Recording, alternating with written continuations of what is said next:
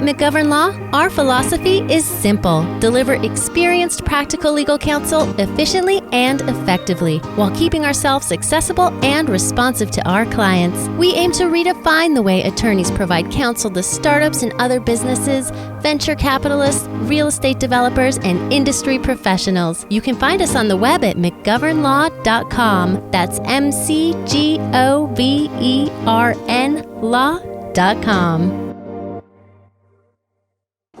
Hi, my name is Mindy Hofman, and welcome to the Women of Austin podcast, where together we are igniting the power of women's voices.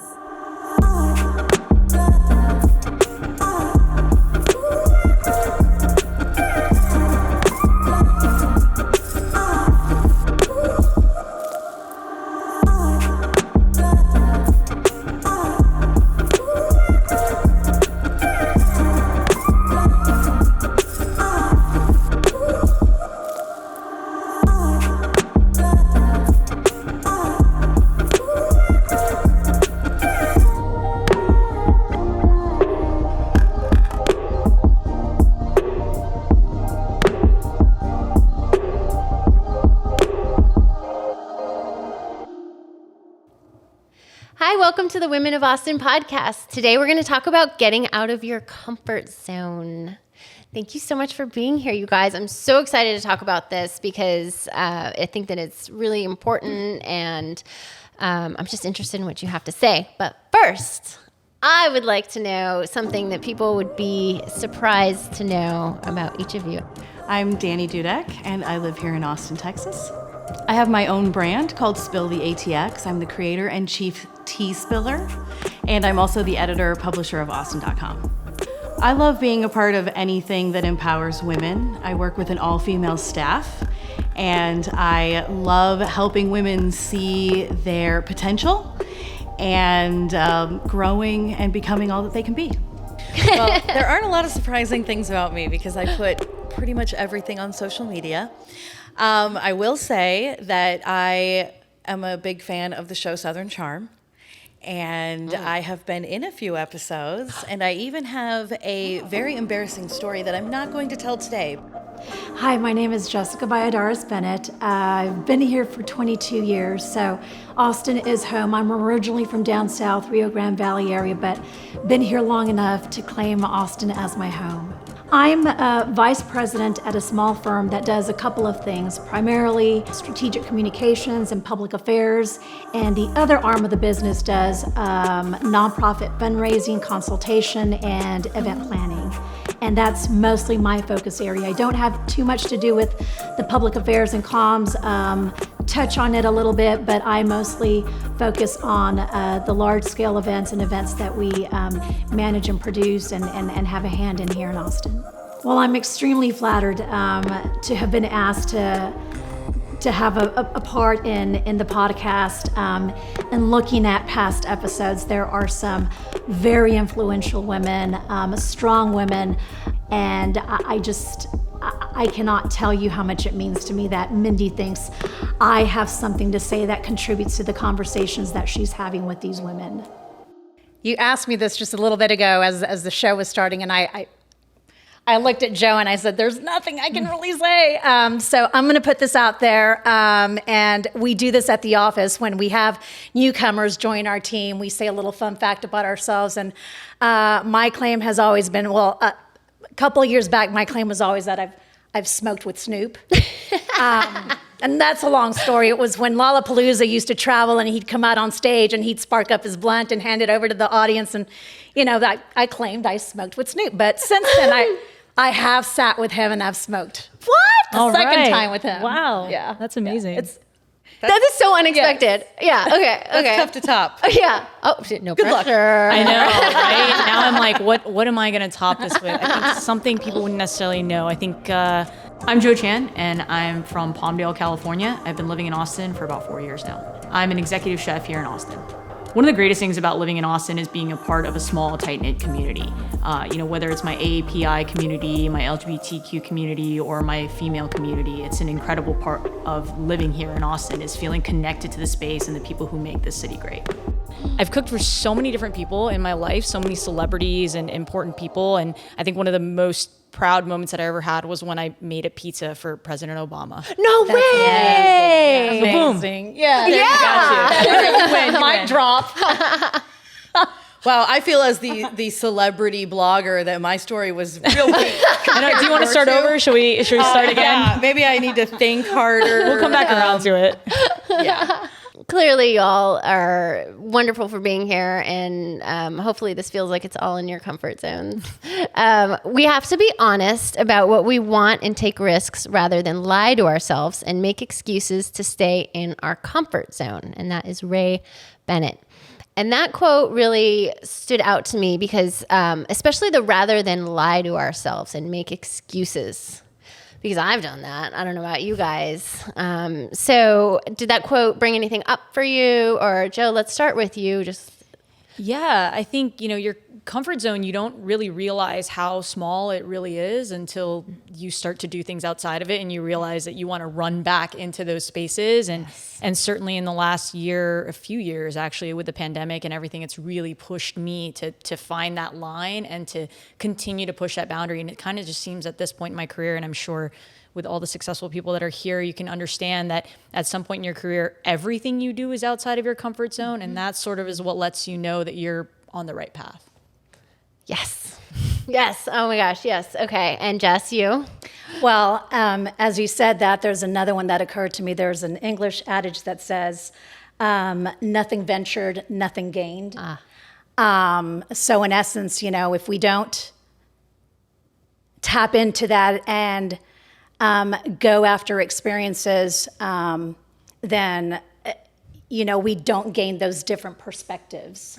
Right. If we don't put ourselves out there to do something that's out of the ordinary for us, that's not comfortable for us. And it's cliche, but feeling uncomfortable and putting yourself in those uncomfortable circumstances or situations or conversations is what allows us to grow, right? Yeah. And even this, I'm a talker, I'm very personable, and I love to meet people, but doing this and being here is out of my comfort zone.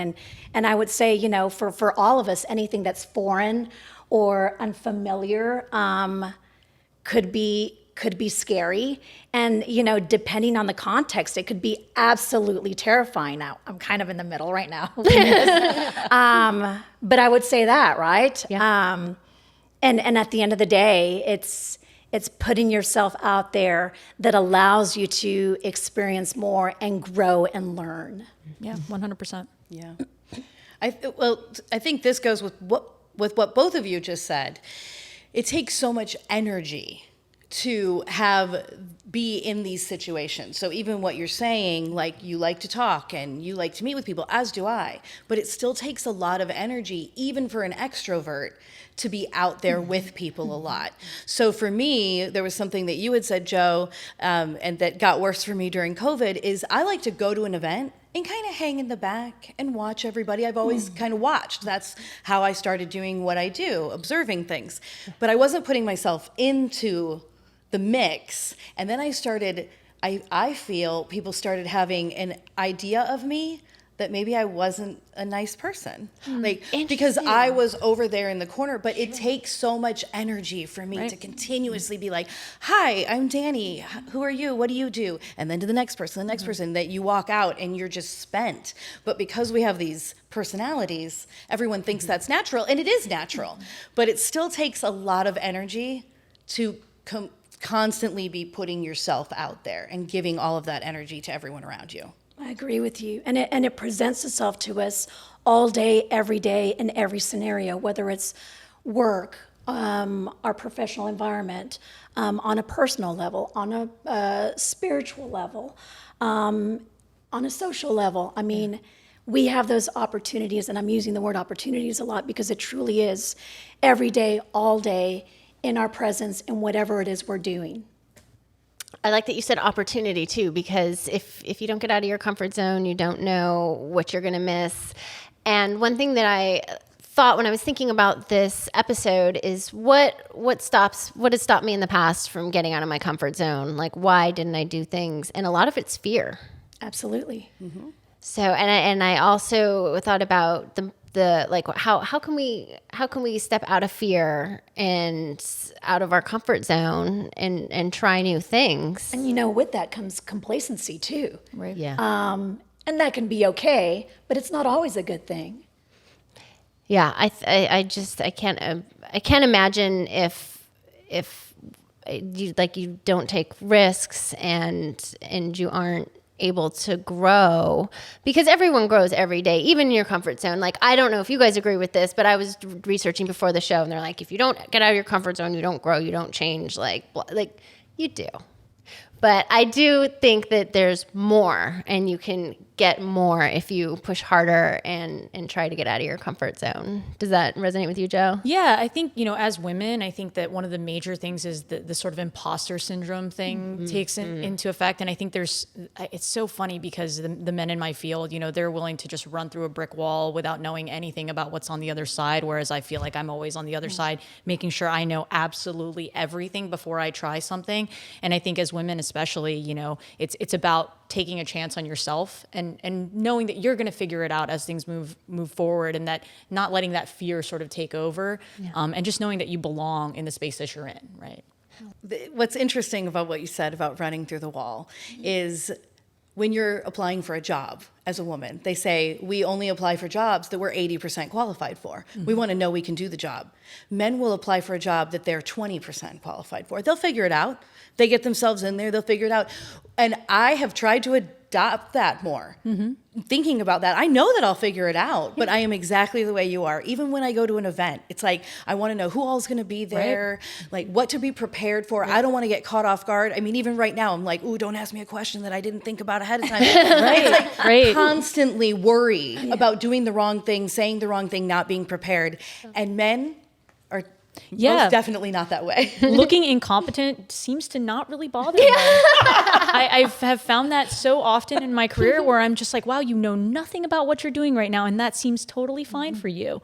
So yeah, that's very much how it feels. It feels sort of like, I find that very often in my line of work with the women in my line of work is sort of not asking for enough money, not demanding enough money, because there's some sort of belief that like, I want to make sure that you feel like you're getting a value for what I asked for, right? If I say this number, you feel like, yeah, 100% I'm worth that. There's no stretch, right? Yeah. And it's something that I constantly have to work on within myself, and as I hold up the women in my industry in those discussions is getting past that.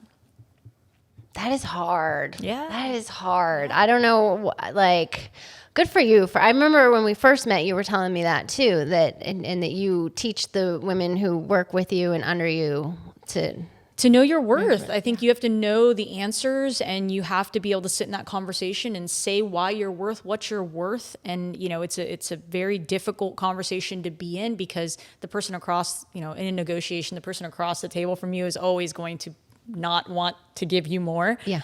So it's about figuring out the verbiage and how to feel right in your own skin and demand what you deserve.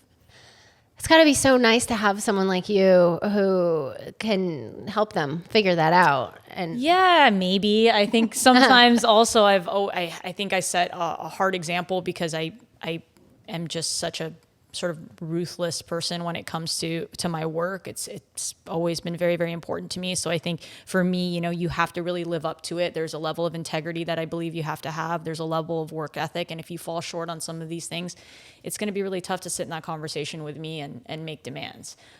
So in some ways, yes. In other ways, I'm probably pretty hard to sit across from.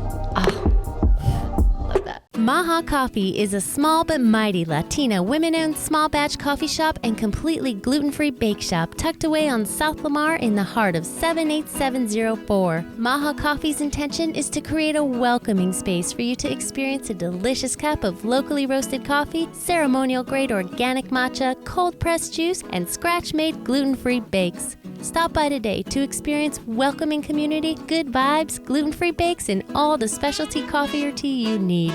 Maha Coffee, MAHA CoffeeAustin.com.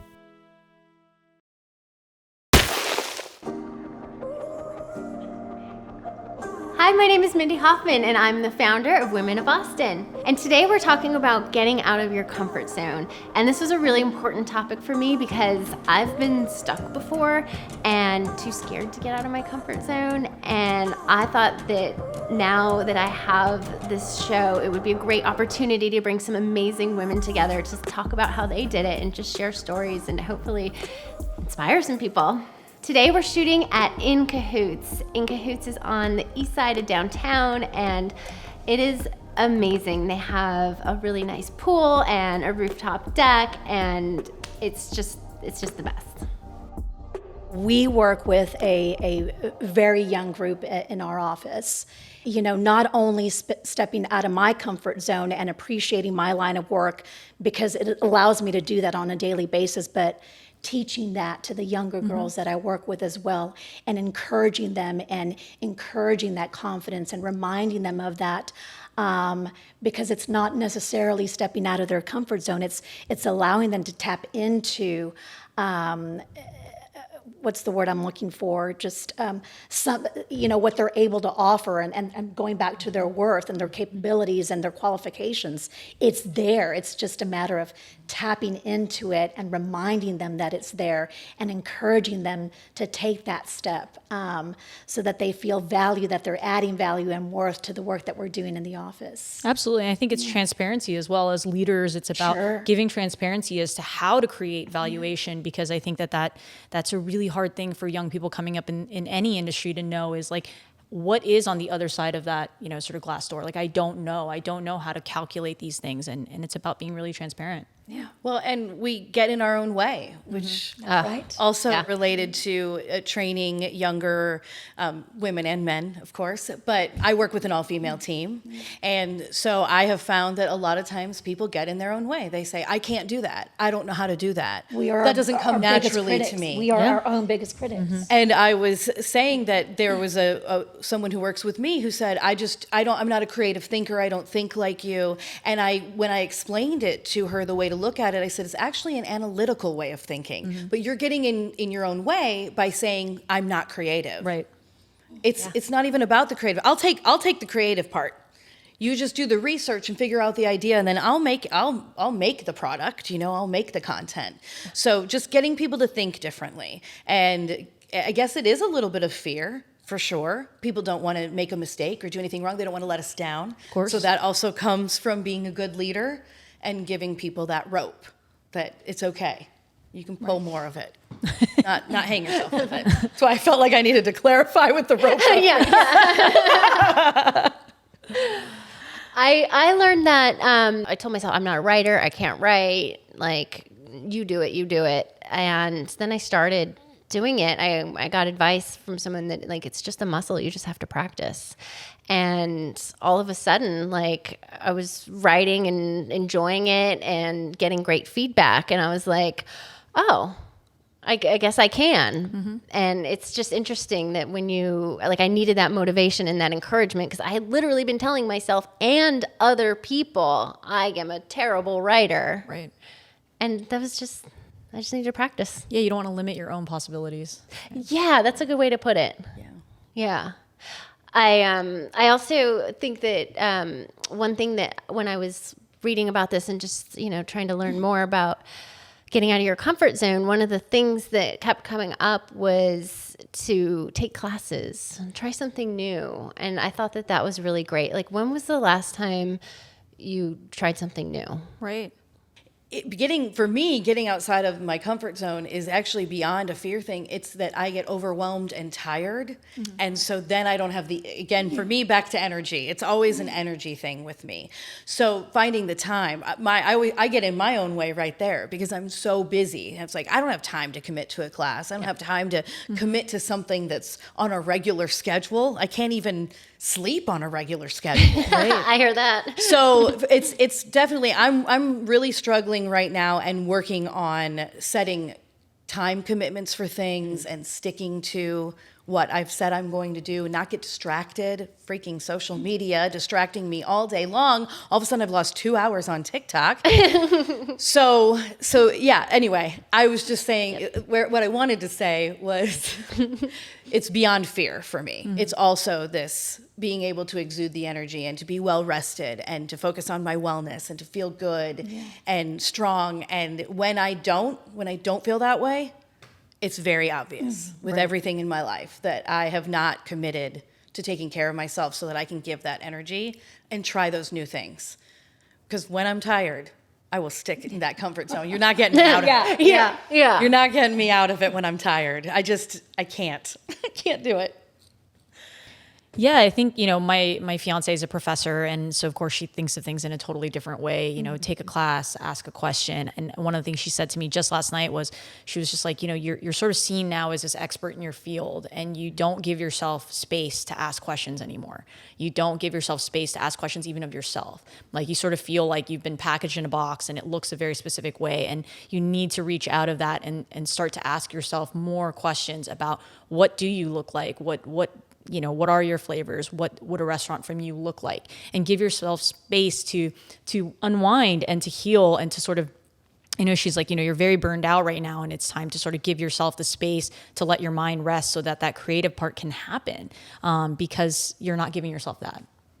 So What a great perspective. working on it. We're working on it. Well, it's great to also be able to have people that you can talk to about things like that, and to have people be able to see,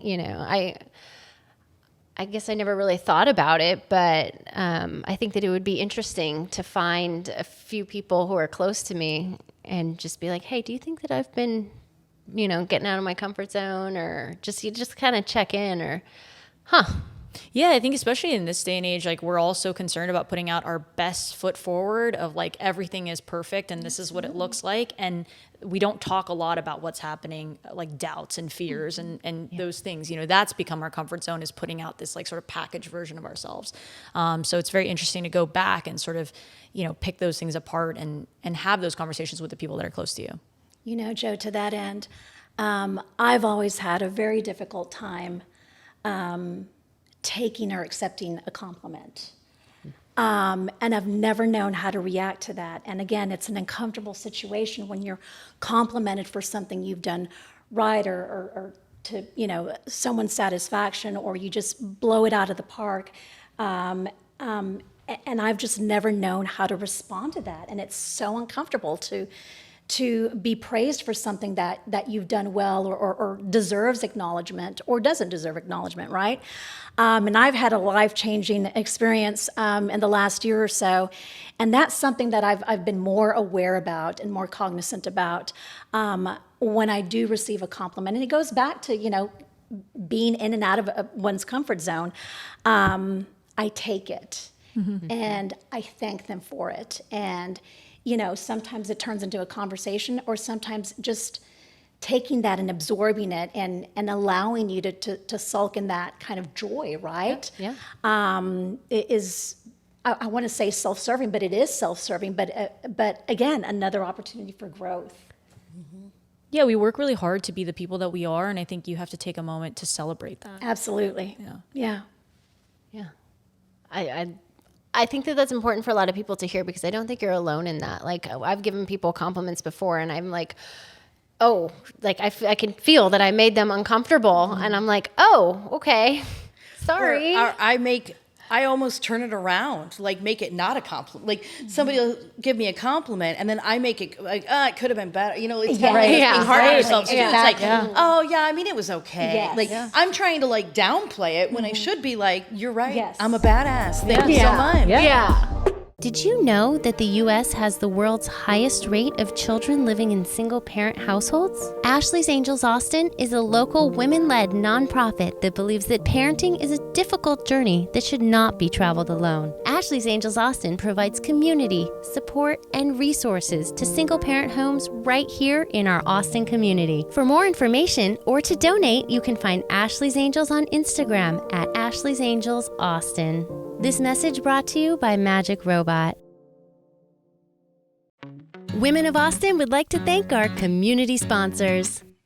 Magic Robot. Does your company use Salesforce? Get valuable hidden data that only Magic Robot can deliver. MagicRobot.com. Dave's Ultimate Automotive. With 6 locations, there is sure to be one near you. Visit davesultimateautomotive.com and become a part of the Daves family today. Zate. Create the date ahead of time. A new way to date in Austin. Download the app and go on your next Zate. @Zate app. Elite Marquee and Events. High quality LED marquee letters and more to help create an unforgettable experience.